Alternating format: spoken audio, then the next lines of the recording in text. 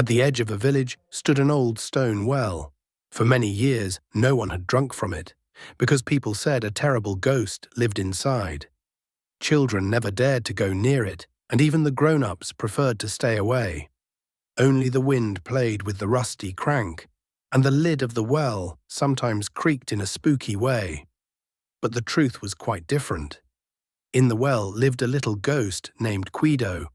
He wasn't evil at all, just terribly lonely. Every night he climbed up to the edge of the well, hoping someone might stop by to talk to him. But whenever he heard footsteps approaching, the people always ran away.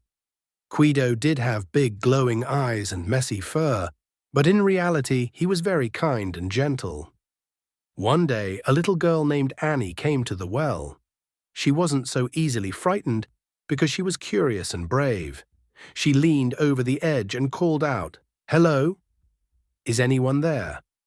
Guido held his breath. No one had ever said hello to him before. Slowly, he climbed up and peeked out shyly. I'm a ghost, but you don't have to be afraid of me," he whispered. Annie smiled. "So you're the one everyone in the village talks about. But why do you live here in the well?"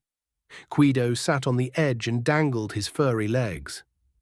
"A long time ago, I fell in here while hiding from a storm. And I stayed because outside nobody wanted to be my friend. Everyone thinks ghosts are bad."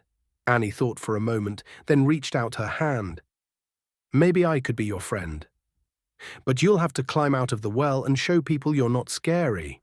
Only then we can play together outside. You can't keep hiding forever."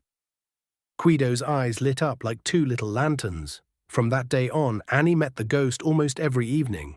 They played together, sang, and told each other stories.